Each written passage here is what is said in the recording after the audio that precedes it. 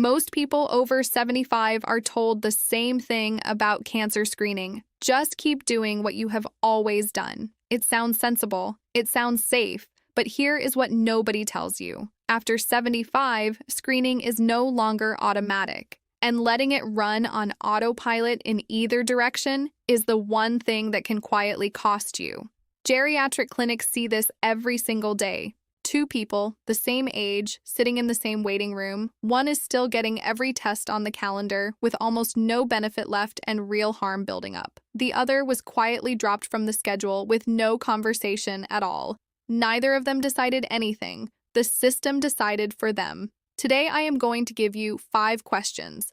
5 questions to ask your own doctor before you stop any cancer screening. And I am going to give you the one insight that almost no 12-minute appointment ever has time to cover. The number 1 question on this list is something almost nobody thinks to ask. Stay with me until the end, because that one question protects you from the single most dangerous mistake people make after they stop screening. It can change how you approach the next 10 years. Let me tell you why your regular checkup almost never covers this properly. A modern appointment runs about 12 minutes. In those 12 minutes, your doctor has to review your medications, check your blood pressure, look at your latest results, and answer whatever brought you in. There is simply no time left to sit down and walk through a real screening decision. So screening gets handled by a default. Either everything keeps getting ordered out of habit, or your name quietly falls off the reminder list.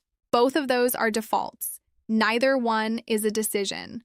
I want to be honest with you about what this channel is. I am not here to sell you a supplement or scare you into a course. This channel exists to give you the science a 12-minute appointment never has time to cover. Nothing on this list asks you to buy anything. Every one of these questions is free, and you can ask it at your very next visit. Here is why this matters for your independence. A cancer caught too late can take away the years you were counting on. But an unnecessary procedure can also knock a perfectly healthy 80-year-old flat for months. Both directions can cost you your footing. The goal is to steer, not to drift. So before we go further, tell me in the comments, how old are you and which cancer screenings are you still getting? That one comment helps me understand exactly who is watching. Now here is the single idea behind every screening decision after 75. It has a name. It is the balance between lead time and life expectancy. Lead time is how many years a screening buys you before a cancer would ever have caused trouble. Life expectancy is simply how many years you are likely to have. Screening only helps when the first number fits inside the second. Think of screening like planting a slow-growing shade tree. You plant it today, but it will not give you real shade for 10 years. If you know you will be sitting in that yard in 10 years, planting it is a gift to your future self. If you are moving next spring, the same tree gives you nothing but the work of digging the hole. The tree is not good or bad. It only makes sense in the light of how long you will be there to enjoy it. Screening is exactly the same. The benefit arrives years later. The risks, the false alarms, and the biopsies arrive right now. Please do not skip this section. It is the key to everything that follows. If this is already making sense to you, tap the like button. That way more seniors can find it too. Let us start the countdown at number 5. Question number 5 to ask your doctor is this. Honestly, what is my life expectancy estimate? But it is the master switch behind every other decision on this list. Remember the shade tree. Your doctor cannot tell you whether the tree is worth planting without knowing how long you will be in the yard. Most screening guidelines are built around a simple idea. If a person is likely to live another 10 years or more, screening usually still earns its place. If the likely time is much shorter, the harm can start to outweigh the benefit. This is not about giving up. It is about aiming your energy where it actually pays off. This is not my personal opinion. The United States Preventive Services Task Force, the main body that sets screening guidance, leans on this exact life expectancy logic when it decides its age ranges. So here is how to actually ask it. Do not ask, "Are you telling me I am dying?" Ask this instead. "Given my health, am I likely to be in the 10-year window where screening still helps?" Bring your real information to that question. Bring your full list of conditions. Bring your medication list. A healthy, active 78-year-old with no major illness may have a longer estimate than they fear. A 70-year-old with several serious conditions may have a shorter one than they expect. The number is personal, and your doctor needs your full picture to give it honestly. Now here is the safety net for this whole video, and it becomes the heart of question number 1, so hold on to it. Everything we are discussing is about routine screening when you feel completely fine. It is not about symptoms. If you have a new lump, unexplained bleeding, or weight you did not try to lose, this life expectancy conversation does not apply to you. That is a reason to be seen promptly at any age, full stop. Pair this question with one simple piece of homework. Before your visit, write down every health condition you have and every medication you take. Hand that page to your doctor when you ask, because an honest estimate needs an honest, complete picture, and memory in the moment is never complete. But knowing your window is only the first piece, because life expectancy is a general number and it treats every cancer as if it were the same. It is not, and that blind spot is exactly what the next question is built to fix. That brings us to question number 4. For this specific cancer, what does the guideline actually say for my age? Here is the mistake almost everyone makes. They treat screening as one single decision. Keep screening or stop screening. But there is no such thing as screening in general. There is breast, there is colon, there is cervical, there is prostate, and each one has its own clock. Think of the appliances in your kitchen: the refrigerator, the stove, the toaster. They do not all wear out on the same day, and they do not all carry the same warranty. Each one has its own age logic, and these are not vague opinions. The United States Preventive Services Task Force publishes a specific range for each one, and those ranges are public. So let me give you the general shape, and then you take it to your doctor for your own case. For cervical cancer, screening can often stop around age 65 when past results have been normal. For colon cancer, screening from 76 to 85 becomes an individual decision and generally winds down by 85. For breast cancer, the clear evidence thins out after 75, so it becomes a personal conversation. For prostate testing, routine screening is generally not advised for men past 70. Write those 4 down, then ask your doctor one thing. For my age and my health, where do I fall on this specific one? And again, the safety net. Every one of those ranges assumes you have no symptoms. They are rules for quiet, healthy screening, nothing more. If something has changed in your body, none of these age cutoffs apply to you. A symptom always outranks a guideline. Never let a number on a page talk you out of getting a real change checked. Pair this question with a short list. Before your visit, write down which screenings you currently get and the month of your last one for each. Your doctor cannot tell you what to change if neither of you can remember where you stand right now. Still, a guideline is written for the average person, and you are not average. Your own history can move every one of those cutoffs in either direction. Question number 3 is where we make this personal. Question number 3, what do my own past results and personal risk factors say? This is the question that turns a population rule into your rule. A guideline cutoff is built for a person with an average, uneventful history, but almost nobody is perfectly average. Picture 2 houses on the same street, built the same year. One has never had a problem. The other flooded in its basement 10 years ago. You would not inspect them the same way. The one with the flood gets a closer look for longer. Your body carries its own history, and that history changes how carefully you should keep watching. Geriatric and cancer specialists are consistent on this point. A prior abnormal finding or a strong family history can change the plan entirely, regardless of your age. So here is what to bring into that room. If you have ever had a colon polyp removed, tell your doctor because that often means continued surveillance on a set schedule, not routine screening. If you had an abnormal mammogram or you have dense breast tissue, say so. If a parent, a brother, or a sister had cancer, name which one and at what age. If you carry a known genetic risk, that outranks the standard cutoff. Each one of those facts can move your line by years. The guideline is the starting point, never the final word. Here is the safety net for this one, and it is the single biggest error people make. Never take a population cutoff and paste it onto yourself if your history is not average.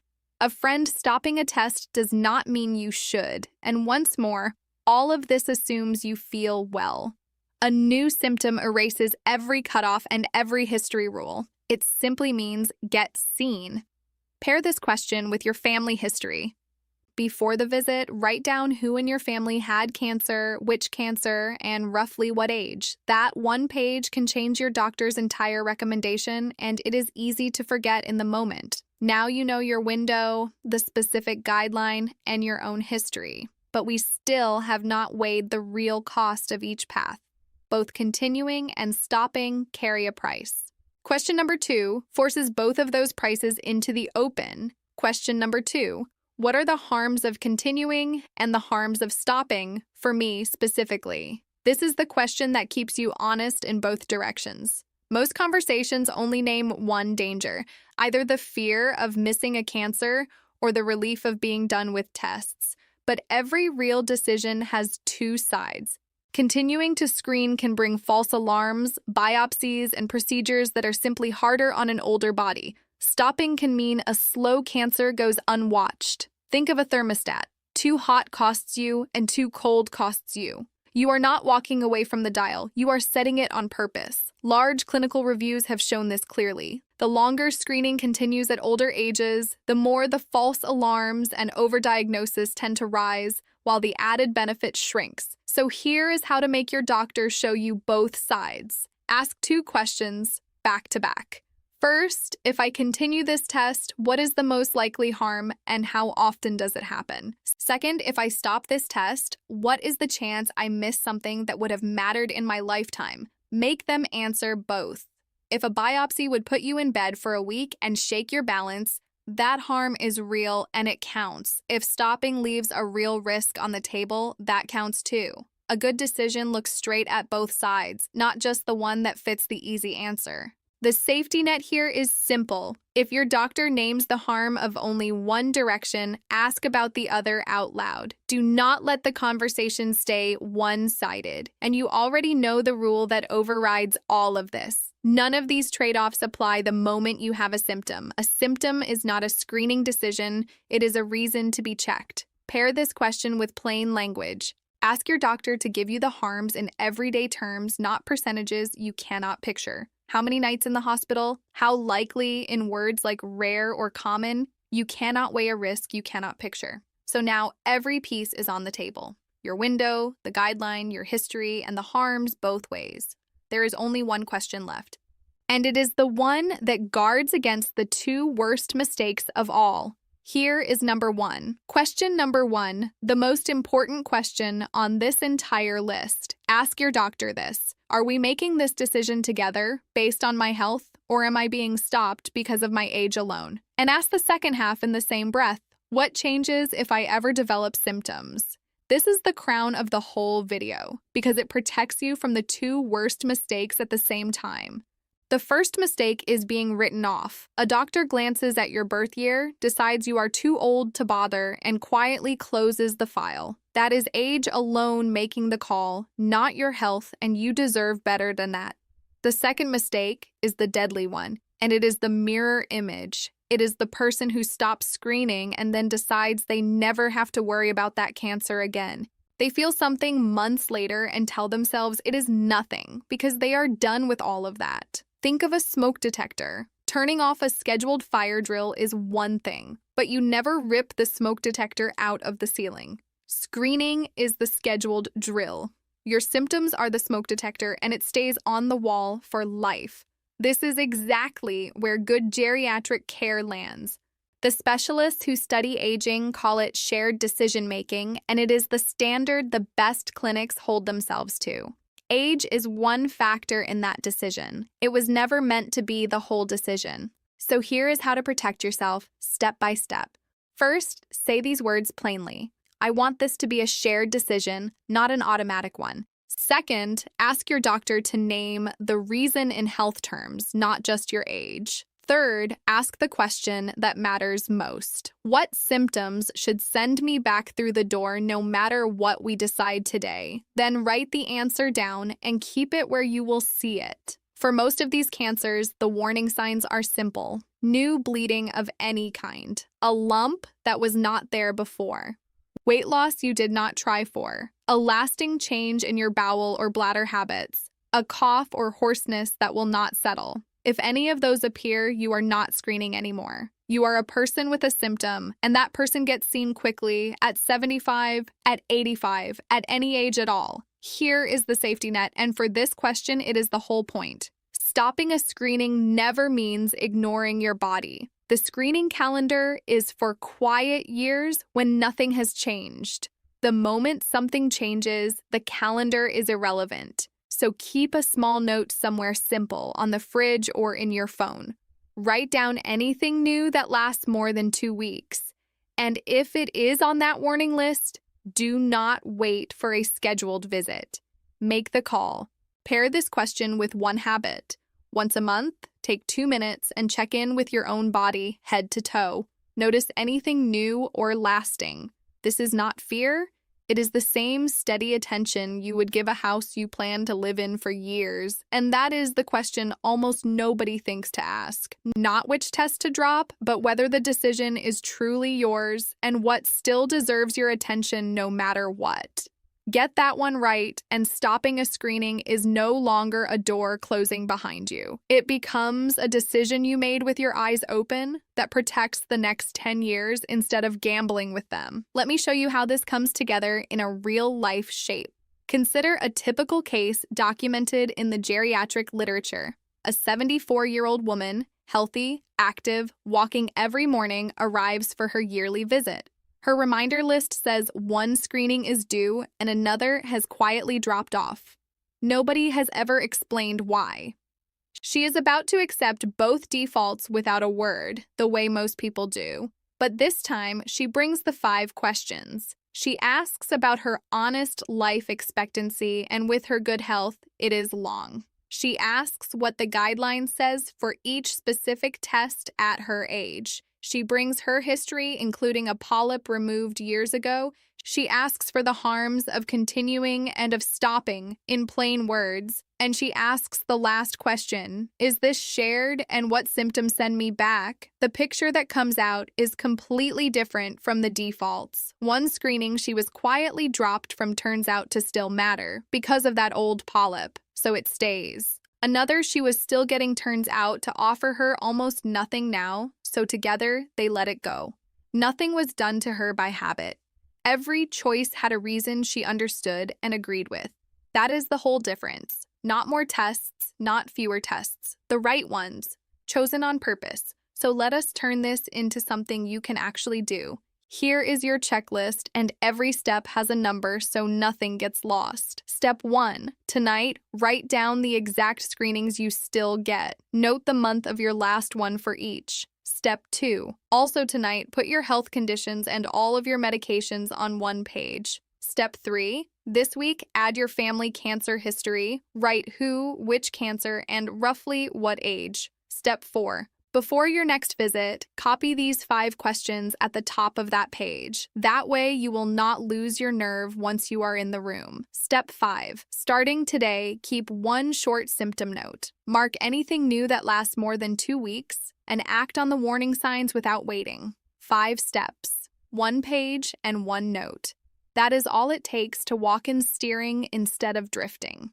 Before you go, Think of someone in your life who is heading into these years, a parent, a partner, an older friend who always does what the reminder card says without asking why. Send this to them. The 5 questions are just as useful at 70 as at 85, and they are far easier to ask when someone hands you the list first. And tell me in the comments, which of these 5 questions are you going to ask first at your next appointment?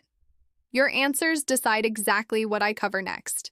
If this helped, subscribe to this channel because this is the science a 12-minute appointment never has time for. This video is education, not a diagnosis. Your own doctor knows your history, so bring this list to your next appointment. I'm Judy Vance. Don't forget to subscribe and live longer.